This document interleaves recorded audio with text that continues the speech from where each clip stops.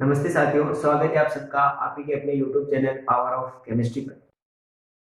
पिछली वीडियो में हमने अम्लों तथा क्षारों की परिभाषाओं को लेकर के कुछ महत्वपूर्ण सिद्धांतों का अध्ययन किया था। आज के इस वीडियो में हम अम्लों तथा क्षारों के महत्वपूर्ण गुणधर्म तथा उनके कुछ उपयोगों के बारे में अध्ययन करेंगे। तो चलिए दोस्तों शुरू करते हैं।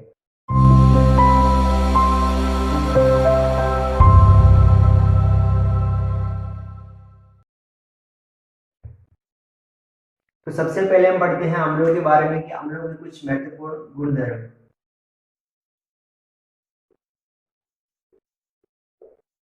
अम्लों के गुणधर्म, अम्ल जो होते हैं वो कौन कौन से गुणधर्म प्रदर्शित करते हैं, इसमें हम भौतिक और रासायनिक दोनों प्रकार के गुणधर्मों का अध्ययन करेंगे।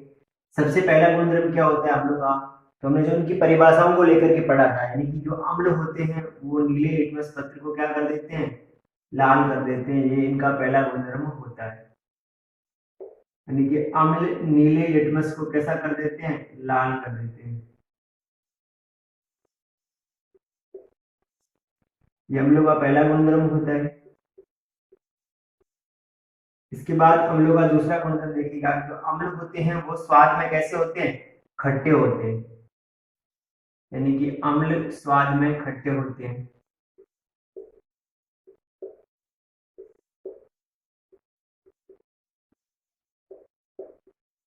ये अम्लों का दूसरा गुणधर्म है। इसके बाद इनका तीसरा गुणधर्म, यहाँ से इंपॉर्टेंट गुणधर्म शुरू होते हैं। सबसे पहला यहाँ पे देखिएगा कि जो अम्ल होते हैं उनके आज आप धातुओं से क्रिया करवाई जाती है। जो अम्ल होते हैं यानी कि अम्ल धातुओं से अभिक्रिया करके हाइड्रोजन गैस को मुक्त करते हैं। ये इनका तीसरा महत्वपूर्ण गुणधर्म है, यानी कि जब अम्ल की अभिक्रिया धातुओं से करवाई जाएगी तो ये हाइड्रोजन गैस को मुक्त कर देगा। इसका एक एग्जांपल देखिए, जैसे एक HCl अम्ल है, इस HCl की अभिक्रिया जो आप सोडियम से करवाओगे, सोडियम एक धातु है, इसकी अभिक्रिया जब सोडियम से करवाएंगे तो इसमें एक तो लवण बनेगा NaCl, और इसके साथ साथ आपके हाइड्रोजन गैस जो है वो मुक्त हो जाएगी। यानी कि जितने भी अम्ल होते हैं उन अम्लों की अभिक्रिया जब आप धातुओं से करवाओगे वे हाइड्रोजन गैस को मुक्त कर देगा। एक और एग्जांपल देखिए, जैसे H2SO4 एक अम्ल है, इस H2SO4 की अभिक्रिया आप पोटेशियम से करवाइए। H2SO4 जैसे पोटेशियम से अभिक्रिया करेगा तो क्या करेगा, लवण बनाएगा पोटेशियम सल्फेट, और साथ में हाइड्रोजन गैस को मुक्त कर देगा। ये इनका तीसरा महत्वपूर्ण गुणधर्म है। इसके बाद इनका चौथा गुणधर्म देखिएगा, और ये चौथा गुणधर्म भी इससे इंपॉर्टेंट है कि जब आप अम्ल की अभिक्रिया धात्विक ऑक्साइड से करवाते हैं, यानी कि अम्लों की अभिक्रिया धात्विक ऑक्साइड से करवाओगे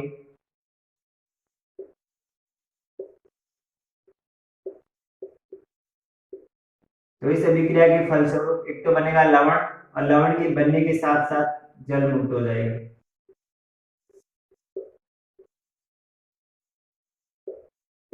यानी इसका अम्लों का चौथा गुणधर्म क्या है कि अम्ल जो होते हैं वो धात्विक ऑक्साइड से अभिक्रिया करके लवण तथा जल बनाते हैं। देखो आगे हम एक उदासीनीकरण अभिक्रिया पढ़ेंगे कि जब भी अम्ल और क्षार की अभिक्रिया कराई जाती है तो उसमें लवण बनता है। अब इस अभिक्रिया में देखिए आपके पास अम्ल है लेकिन क्षार नहीं है, लेकिन इसके बावजूद भी लवण और जल बन रहा है। इसका कारण क्या होता है, इसका कारण ये कि जो धात्विक ऑक्साइड होते हैं उनकी प्रकृति क्षारीय होती है। यहाँ आपको ये याद रखना बहुत जरूरी है कि जो धात्विक ऑक्साइड होते हैं वो क्षारीय प्रकृति के होते हैं। कई बार पूछ लेते हैं कि धात्विक ऑक्साइडों की प्रकृति बताइए। धात्विक ऑक्साइड की प्रकृति कैसे होती है, क्षारीय होती है। क्यों होती है, क्योंकि धात्विक ऑक्साइड अम्लों से अभिक्रिया करके लवण तथा जल बनाते हैं, यानी कि विलयन को उदासीन कर देते हैं। इसका एग्जाम्पल देखिएगा, जैसे HCl है, HCl की अभिक्रिया एक धात्विक ऑक्साइड से आप करवाइएगा। धात्विक ऑक्साइड से करवाने तो हम इसकी अभिक्रिया कैल्शियम ऑक्साइड से करवा लेते हैं।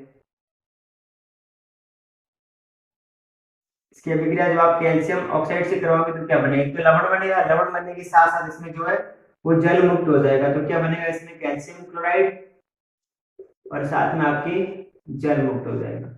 इस प्रकार से आप जब भी किसी भी अम्ल की अभिक्रिया अगर धात्विक ऑक्साइड से कराओगे तो उसमें कैल्शियम यानी उसमें एक तो लवण बनेगा और लवण बनने के साथ साथ जल मुक्त हो जाएगा। इसका एग्जाम्पल और देखिएगा, जैसे नाइट्रिक अम्ल है, इस नाइट्रिक अम्ल की अभिक्रिया हम किसी धात्विक ऑक्साइड से करवा देते हैं, जैसे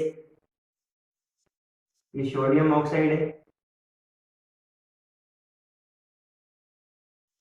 N2O, सोडियम ऑक्साइड है। सोडियम ऑक्साइड से इसकी अभिक्रिया करवाएंगे। सोडियम ऑक्साइड एक धात्विक ऑक्साइड है, जैसे ही धात्विक ऑक्साइड से कराओगे तो इसमें बनेगा सोडियम नाइट्रेट, और सोडियम नाइट्रेट बनने के साथ साथ इसमें जल मुक्त हो जाएगा। कहने का मतलब ये है कि अम्ल जो होते हैं वो धात्विक ऑक्साइड से अभिक्रिया करके लवण तथा जल बनाते हैं। इस अभिक्रिया में लवण और जल बने, इस कारण जो धात्विक ऑक्साइड होते हैं उनकी प्रकृति कैसी होती है, क्षारीय प्रकृति होती है। तो ये अम्लों के 3 गुणधर्म हो गए। इसके बाद उनका चौथा गुणधर्म क्या होता है, पांचवा गुणधर्म। पांचवा इनका गुणधर्म ये होता है कि जो अम्ल होते हैं इनका उपयोग विद्युत सुचालक के रूप में किया जाता है। यानी कि जो अम्ल होते हैं इनका जब भी आप जलीय विलयन बनाओगे तो इसमें मुक्त इलेक्ट्रॉन पाए जाते हैं, और मुक्त इलेक्ट्रॉन पाए जाने के कारण अम्ल जो होते हैं वो विद्युत के सुचालक होते हैं। यानी क्या होते हैं, विद्युत के सुचालक। विद्युत के सुचालक क्यों होते हैं, क्योंकि इसमें मुक्त इलेक्ट्रॉन पाए जाते हैं। एक भी विद्युत के सुचालक होते हैं और इसके साथ साथ इनका उपयोग विद्युत अपवर्तक के रूप में भी किया जाता है। इसके बाद हम लोग का एक गुणधर्म और पढ़ेगा कि नंबर 6 पर। छठा गुणधर्म इनका क्या है कि अम्लों की अभिक्रिया आप जब भी क्षार से कराओगे, यानी जो अम्ल होते हैं वो क्षारों से अभिक्रिया करके लवण तथा जल बनाते हैं। इस अभिक्रिया को उदासीनीकरण अभिक्रिया भी कहा जाता है। तो अम्लों के 6 महत्वपूर्ण गुणधर्म हो गए। कौन कौन से इनके गुणधर्म हुए, सबसे पहला गुणधर्म, अम्ल जो होते हैं वो नीले लिटमस पत्र को लाल कर देते हैं। दूसरा, अम्ल स्वाद में खट्टे होते हैं। तीसरा इनका गुणधर्म हमने पढ़ा कि जो अम्ल होते हैं वो धातुओं से अभिक्रिया करके हाइड्रोजन गैस को मुक्त कर देते हैं। इसके बाद चौथा गुणधर्म हमने पढ़ा कि जो अम्ल होते हैं उनकी अभिक्रिया जब धात्विक ऑक्साइड से करवाई जाती है तो लवण तथा जल बनाते हैं। यहाँ धात्विक ऑक्साइड की प्रकृति कैसी होती है, क्षारीय होती है। इसके बाद हमने पढ़ा इनका पांचवा गुणधर्म की अम्लों के अंदर मुक्त इलेक्ट्रॉन पाए जाते हैं, और मुक्त इलेक्ट्रॉन पाए जाने के कारण अम्ल विद्युत के क्या होते हैं, सुचालक होते हैं। इसके बाद हमने इसमें अतिरिक्त एक पॉइंट और भी है, यानी जो अम्ल होते हैं उनका उपयोग विद्युत अपवर्तक के रूप में भी कर सकते हैं। इसके बाद इनका छठा गुणधर्म हमने पढ़ा कि अम्लों की अभिक्रिया जब क्षार से करवाई जाती है तो लवण तथा जल बनते हैं। इसका एग्जांपल देखिएगा, जैसे HCl एक अम्ल है, इसकी अभिक्रिया आप NaOH क्षार से करवाइए तो क्या बनेगा, NaCl, और साथ में H2O मुक्त हो जाएगा। तो ये थे अम्लों के महत्वपूर्ण गुणधर्म। अब हम पढ़ेंगे क्षारों के गुणधर्म। अब दूसरी हेडिंग है क्षारों के कुछ गुणधर्म। जैसे हमने अम्लों के पढ़े थे, इस प्रकार से क्षारों के गुणधर्म।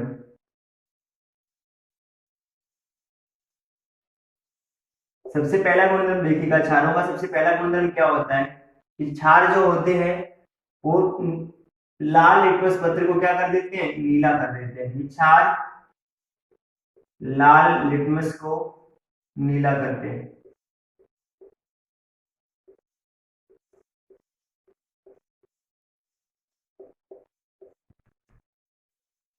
यानी कि जैसे आप लाल लिटमस को लाओगे तो उसे क्या कर देंगे, नीला कर देंगे। ये क्षारों का पहला गुणधर्म होता है।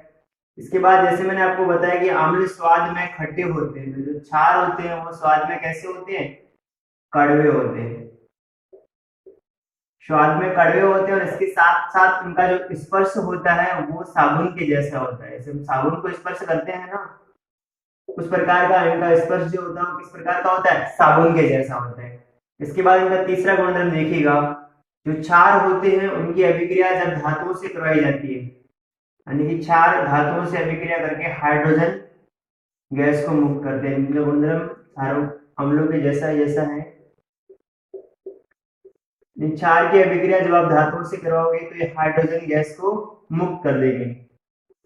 लेकिन ये सारी की सारी धातुओं के साथ अभिक्रिया नहीं करते हैं, कुछ विशेष धातुएं होती हैं जिनके साथ ही ये अभिक्रिया करते हैं। इसका रीजन क्या है, इसका रीजन ये है कि जो क्षार होते हैं वो खुद क्या होते हैं, धात्विक हाइड्रोक्साइड होते हैं, और एक धातु को दूसरी धातु को प्रतिस्थापित करने के लिए उसकी क्रियाशीलता पर निर्भर करती है। इस कारण सारी धातुओं से अभिक्रिया नहीं कर सकता। आप एक एग्जाम्पल देखिए, जैसे NaOH एक क्षार है, इसकी अभिक्रिया आप जिंक से करवाइए। जिंक क्या है, धातु है, इसके आप जैसे जिंक से अभिक्रिया करवाओगे तो इसमें क्या बनेगा, सोडियम जिंकेट, एक लवण बनेगा और साथ में आपकी क्या हो जाएगी, हाइड्रोजन गैस मुक्त हो जाएगी। इस लवण का नाम होता है सोडियम जिंकेट। तो ये इसका तीसरा महत्वपूर्ण गुणधर्म हो गया। उसके बाद देखो, जब आप क्षार की अभिक्रिया अधात्विक ऑक्साइड से करवाओगे, यानी जो क्षार होते हैं वो अधात्विक ऑक्साइड,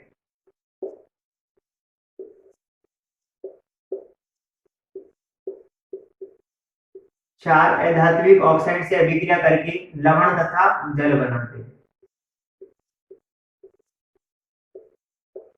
अब देखो इसमें भी क्या बनना है, लवण और जल बनना है। और लवण और जल का निर्माण तब होता है जब अम्ल और क्षार आपस में अभिक्रिया करते हैं। हमारे पास क्षार तो मौजूद है, यानी कि कहने का मतलब यहाँ पर क्या होगा, अधात्विक ऑक्साइड जो होते हैं उनकी प्रकृति कैसे होती है, अम्लीय होती है। अम्लीय प्रकृति है तभी तो लवण और जल बन रहे हैं। तो आपको यहाँ पर ये महत्वपूर्ण चीज याद रखनी है, यानी कि अधात्विक ऑक्साइड की प्रकृति कैसे होती है, अम्लीय होती है। और पिछले अभिक्रिया में हमने पढ़ा था कि धात्विक ऑक्साइड की प्रकृति कैसे होती है, क्षारीय होती है। अब इसका एग्जाम्पल देखिए,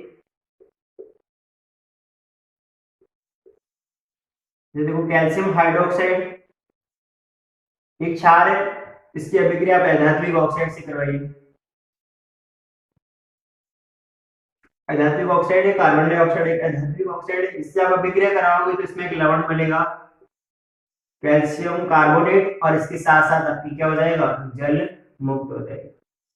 यानी इस अभिक्रिया में क्या हो रहा है कि आपके पास एक क्षार है NaOH, तो ये कैल्शियम हाइड्रोक्साइड आपके पास एक क्षार है, इसकी अभिक्रिया आप किससे करवा रहे हैं, धात्विक ऑक्साइड से करवा रहे हैं। तो क्या बनना है, लवण और साथ में जल बनना है। तो इसकी इसका पांचवा गुणधर्म।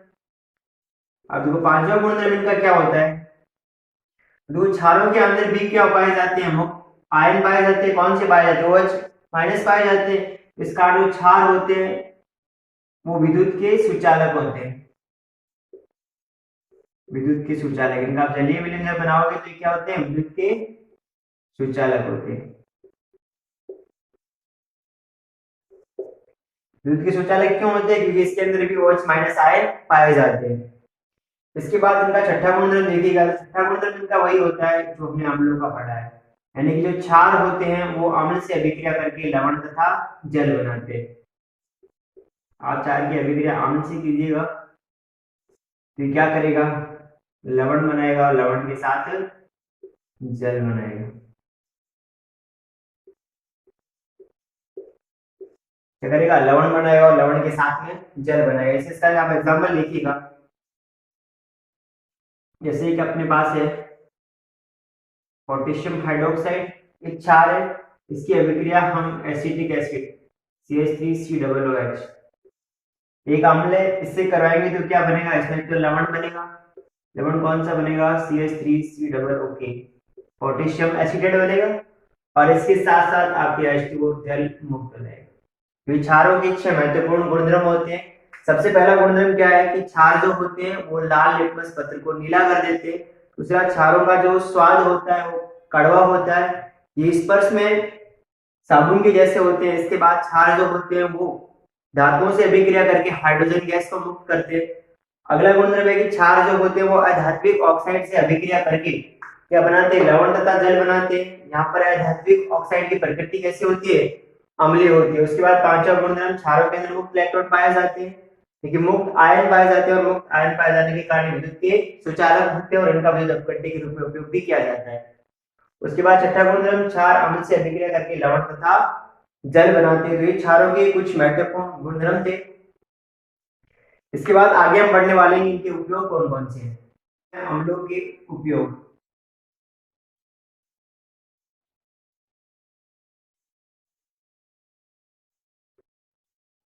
अम्लों का हमारे दैनिक जीवन में क्या उपयोग है, इसको हम लेकर के हम पढ़ने वाले हैं। सबसे पहले देखो, जितने भी खनिज अम्ल होते हैं, देखो खनिज अम्ल कौन कौन से होते हैं,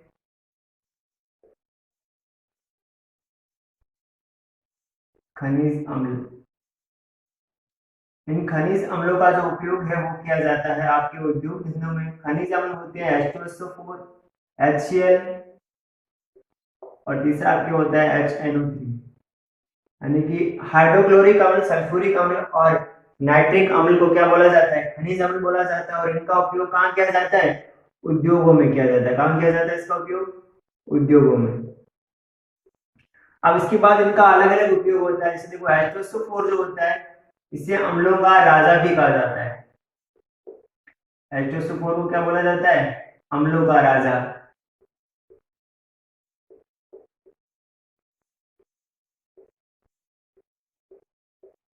इसी अम्ल का सबसे ज्यादा उपयोग किया जाता है। अगर किसी भी देश की प्रगति को जानना है तो उसकी प्रगति, अगर उस देश के अंदर H2SO4 का उपयोग सबसे ज्यादा हो रहा है, इसका मतलब उस देश की प्रगति क्या है? काफी उच्च लेवल पर है। तो H2SO4 को क्या कहा जाता है? अम्लों का राजा। इसका उपयोग देखो कहाँ किया जाता है? तो इसका उपयोग एक तो किया जाता है सेल में, और दूसरा इसका उपयोग बैटरी में किया जाता है। यानी कि सेल और बैटरी में सल्फ्यूरिक अम्ल H2SO4 का उपयोग किया जाता है। इसके बाद आप देखिए HCl को। अब HCl का उपयोग है वो प्रयोगशाला के अंदर जितनी भी वस्तुएं होती हैं उन वस्तुओं की सफाई करने में किसका उपयोग किया जाता है? HCl का, यानी कि हाइड्रोक्लोरिक अम्ल का। इसके बाद तीसरा देखिए HNO3। HNO3 का जो उपयोग है वो किया जाता है उर्वरक बनाने में, यानी कि इसका उपयोग उर्वरक के रूप में भी किया जाता है। उर्वरक का मतलब होता है कि जो खाद होती है ना, रासायनिक खाद, उर्वरक के रूप में इसका उपयोग किया जाता है। अब इसके बाद देखो एक और महत्वपूर्ण यौगिक बनता है अम्लराज। अगर आप 3 भाग ले लीजिए HCl के, यानी आपको क्या करना है? 3 भाग बनाने HCl के, और एक भाग आपको किसका लेना है? HNO3 का। 3 भाग और एक भाग इसके लेने, HCl के 3 भाग लेने हैं और आपको HNO3 का एक भाग लेना है। इन दोनों को 3:1 में जब मिलाया जाता है तो इससे एक यौगिक बनता है जिसका नाम है अम्लराज। क्या बनता है? अम्लराज। इसे एक्वा रेंजर भी बोला जाता है, अम्लराज। इस अम्लराज का क्या उपयोग होता है? तो अम्लराज का जो उपयोग है वो सोने और चांदी जैसी कठोर वस्तुएं होती है इनको पिघलाने में भी किया जाता है। आप कभी बार सोनार के पास जाते हैं तो आपको सोने के, आपके पास जो आभूषण होते हैं उनके ऊपर वो चमका करके देता है, तो किसमें उनको बिले बनाता है? तो अम्लराज के अंदर, ठीक है ना। अम्लराज का उपयोग क्या है? सोने और चांदी को विलय करने में इसका उपयोग किया जाता है, ठीक है ना। सोने और चांदी जैसी कठोर धातुओं को भी ये विलय कर देता है अम्लराज। इसके बाद देखो छठा गुणधर्म देखिए। छठा गुणधर्म है कि जो अम्ल हमें पौधों और जंतुओं से प्राप्त होते हैं उन अम्लों को बोला जाता है कार्बनिक अम्ल। यानी कि जो पदार्थ हमें पौधों और जंतुओं से प्राप्त होते हैं उन अम्लों को क्या बोला जाता है? कार्बनिक अम्ल। अभी कौन कौन से अम्ल है? देखो सबसे पहले देखो चींटी। चींटी के डंक में, चींटी के डंक में आपके पाया जाता है फॉर्मिक अम्ल। कौन सा अम्ल पाया जाता है? फॉर्मिक अम्ल। देखो फॉर्मिक अम्ल तो एक सामान्य नाम है, लेकिन इस अम्ल का जो आयुर्वेदी नाम है वो आपके मेथेनोइक अम्ल। कौन सा अम्ल? मेथेनोइक अम्ल।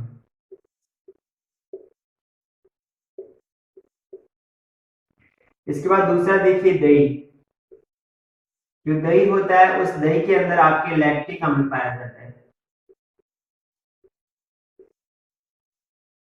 दही में लैक्टिक अम्ल पाया जाता है। इसके बाद तीसरा देखिए आप, नींबू होता है ना, नींबू के अंदर आपके सिट्रिक अम्ल पाया जाता है। नींबू में कौन सा अम्ल पाया जाता है? सिट्रिक अम्ल।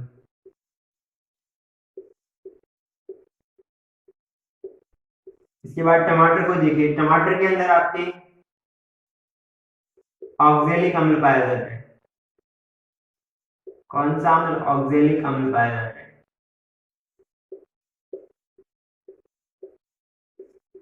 इसके बाद आप संतरे को देखिए। संतरे के अंदर एस्कार्बिक अम्ल पाया जाता है। कौन सा अम्ल? एस्कार्बिक।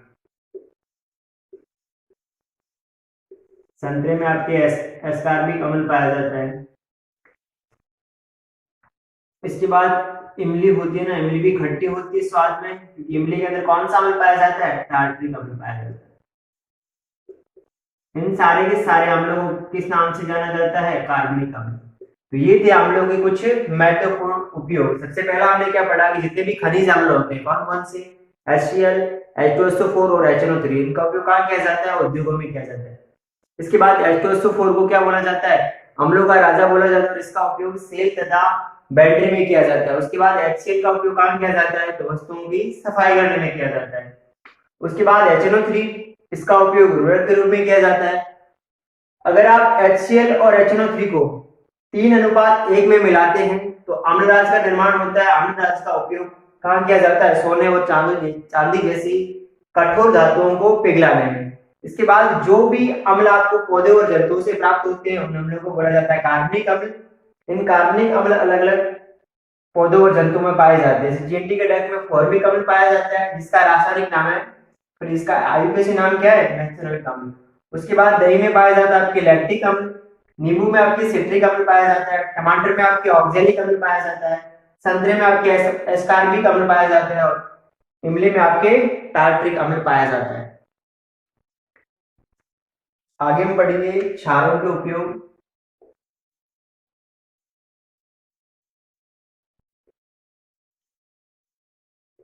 क्षारों के उपयोग यानी कि हमारे दैनिक जीवन में क्षारों का क्या उपयोग है।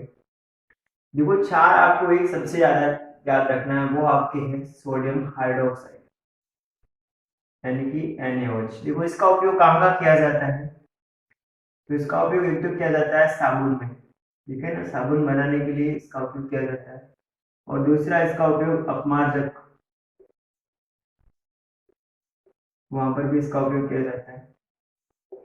और इसके अतिरिक्त इसका उपयोग आपकी किया जाता है एक तो वस्त्र उद्योग में और दूसरा आपका इसका किया जाता है कागज उद्योग में। तो ये आपके सोडियम हाइड्रोक्साइड का उपयोग है साबुन, अपमार्जक, वस्त्र उद्योग तथा कागज उद्योग में। उसके बाद देखो कैल्शियम हाइड्रोक्साइड, ये भी एक प्रकार का क्षार है। इसका उपयोग किया जाता है मिट्टी की अम्लता को दूर करने के लिए। देखिए अगर कोई मिट्टी के अंदर ज्यादा अम्लता पाई जा रही है तो उस अम्लता को दूर करने के लिए किसका उपयोग करते हैं, कैल्शियम हाइड्रोक्साइड का, मिट्टी की अम्लता दूर करने में।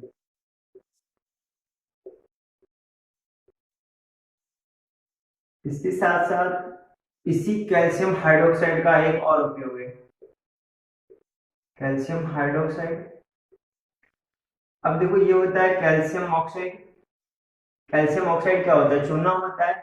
इस चूने के अंदर जब आप जल मिलाते हैं तो निर्माण होता है आपकी कैल्शियम हाइड्रोक्साइड। कैल्शियम हाइड्रोक्साइड यानी कि बुझा हुआ चूना। इस बुझे हुए चूने का उपयोग आप कहाँ करेंगे, तो इसका उपयोग एक तो आप करते हैं घरों के अंदर सफाई कर, यानी घरों के अंदर सफेदी करने में, कहाँ करते हैं, यानी घरों की सफेदी करने में किसका उपयोग किया जाता है, कैल्शियम हाइड्रोक्साइड का। इसके बाद एक और क्षार है आपके मैग्नीशियम हाइड्रोक्साइड। अब देखो मैग्नीशियम हाइड्रोक्साइड का उपयोग कहाँ किया जाता है, देखो उसकी उससे पहले देखो मैग्नीशियम हाइड्रोक्साइड एक प्रकार का एंटा एसिड होता है। इसको इसका एक मिल्क यानी कि इसको क्या कहा जाता है, मिल्क ऑफ मैग्नीशियम। इसका एक निक नेम है, आपको याद रखना है, मिल्क ऑफ मैग्नीशियम।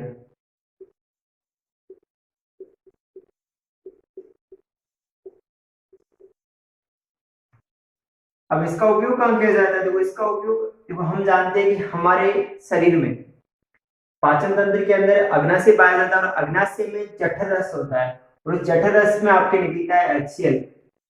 और ये HCl क्या करेगा, पेट के अंदर जब भी इस HCl की मात्रा ज्यादा हो जाती है यानी कि पेट में क्या हो जाएगा, अम्लता हो जाएगी, तो इसी अम्लता को दूर करने के लिए किसका उपयोग किया जाता है, मैग्नीशियम हाइड्रोक्साइड का। अब क्या लिखेंगे, पेट की अम्लता को दूर करने के लिए।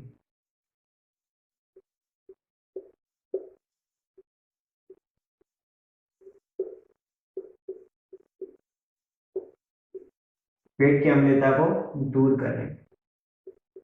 तो ये थे आपके क्षारों के कुछ महत्वपूर्ण गुण, महत्वपूर्ण उपयोग। सबसे पहला हमने पढ़ा NaOH का उपयोग वस्त्र तथा साबुन उद्योग और इसके साथ साथ इसका उपयोग कागज तथा वस्त्र उद्योग में किया जाता है। उसके बाद हमने पढ़ा कैल्शियम हाइड्रोक्साइड। इसका उपयोग एक तो किया जाता है मिट्टी की अम्लता को दूर करने के लिए और दूसरा इसका उपयोग घरों में सफेदी करने के लिए किया जाता है। उसके बाद हमने पढ़ा मैग्नीशियम हाइड्रोक्साइड। मैग्नीशियम हाइड्रोक्साइड को मिल्क ऑफ मैग्नीशियम भी कहा जाता है। इसका जो उपयोग है वो हमारे पेट में अम्लता को दूर करने के लिए किया जाता है। इसके बाद आगे का हम अगले वीडियो में पढ़ेंगे। धन्यवाद।